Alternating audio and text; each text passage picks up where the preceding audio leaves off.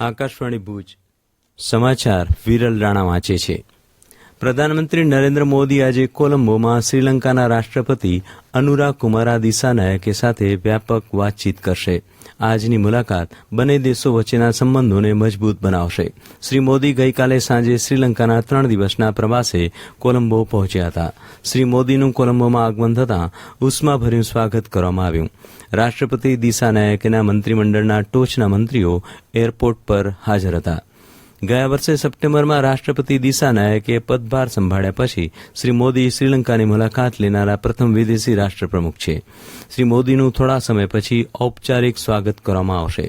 પ્રધાનમંત્રી મોદી થાઇલેન્ડની 2 દિવસની મુલાકાત બાદ શ્રીલંકા પહોંચ્યા છે. તેમણે બેંકોકમાં બિમસ્ટેક સમિટમાં હાજરી આપી હતી.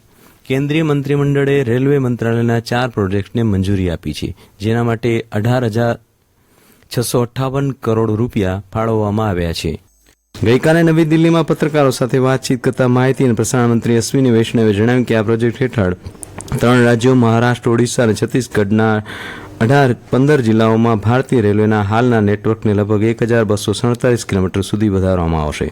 મંત્રીશ્રીએ જણાવ્યું કે મંત્રીમંડળે 100% કેન્દ્રીય ભંડોળ સાથે વાઇબ્રન્ટ વિલેજ પ્રોગ્રામ 2 ને પણ મંજૂરી આપી છે, જેનો કુલ ખર્ચ 6,839 કરોડ રૂપિયા છે. શ્રી વૈષ્ણવે કહ્યું, આ કાર્યક્રમથી આંતરરાષ્ટ્રીય સરહદની નજીક આવેલા ગામડાઓનો વ્યાપક વિકાસ થશે. સંસદના બંને ગૃહો ગઈકાલે અચોક્કસ મુદત સુધી સ્થગિત કરવામાં આવ્યા હતા. આ સાથે 31મી જાન્યુઆરીથી શરૂ થયેલું અંદાજપત્ર સત્ર સમાપ્ત થયું હતું. લોકસભામાં સમાપન સંબોધનમાં અધ્યક્ષ ઓમ બિરલાએ કહ્યું, અંદાજપત્ર સત્ર દરમિયાન લોકસભામાં 118% ઉત્પાદકતા નોંધાઈ છે. તેમણે કહ્યું કે સત્ર દરમિયાન 16 વિધેયક પસાર કરાયા છે. તેમણે જણાવ્યું કે ગૃહમાં વકફ સુધારા વિધેયક પસાર કરવા માટે અભૂતપૂર્વ બેઠક યોજાઈ છે, જે ગૃહના ઇતિહાસમાં સૌથી લાંબી છે. સંરક્ષણ સંશોધન અને વિકાસ સંગઠન DRDO અને ભારતીય સેનાએ ગઈકાલે ઓડિશાના ડોક્ટર એપીજે અબ્દુલ કલામ ટાપુ પરથી મધ્યમ અંતરની સપાટીથી હવામાં પ્રહાર કરતી મિસાઇલના આર્મી સંસ્કરણના 4 મિસાઇલના સફળ પરીક્ષણ કર્યા. મંત્રાલયે જણાવ્યું હતું કે લાંબા અંતર, ટૂંકા અંતર, વધુ ઊંચાઈ અને ઓછી ઊંચાઈ પર 4 લક્ષ્યોને અટકાવવા માટે પરીક્ષણો હાથ ધરવામાં આવ્યા હતા, જે ઓપરેશનલ ક્ષમતા સાબિત કરે છે. ગુજરાતના રાજ્યપાલ આચાર્ય દેવવ્રતે અંતરિયાળ વિસ્તારોમાં શિક્ષણ અને મનોરંજનની સામગ્રી પહોંચાડવા માટે રેડિયોને શક્તિશાળી માધ્યમ ગણાવ્યું છે.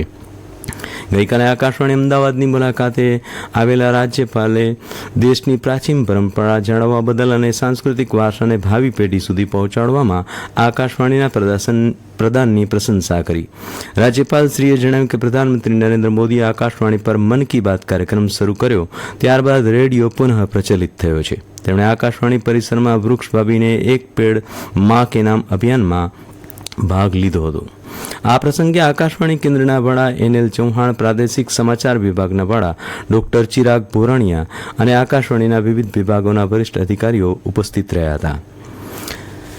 મુખ્યમંત્રી ભૂપેન્દ્ર પટેલે મહેસાણા જિલ્લાના દવાડા ગામેથી સુજલામ સુફલામ જળ અભિયાન કેચ ધ રેનના બીજા તબક્કાનો રાજ્યવ્યાપી શુભારંભ કર્યો. આજથી 31મી મે 2025 સુધી રાજ્યભરમાં આ અભિયાન યોજાશે, જેમાં રાજ્ય સરકારના 6 જેટલા વિભાગો દ્વારા હયાત તળાવો ઊંડા કરવા, ચેકડેમ, ડિસ્લિટિંગ નહેરો તથા કાંસની મરામત, સાફ સફાઈ અને જાળવણી તેમજ રેન વોટર હાર્વેસ્ટિંગ જેવા કામો લોક ભાગીદારીથી કરવામાં આવશે.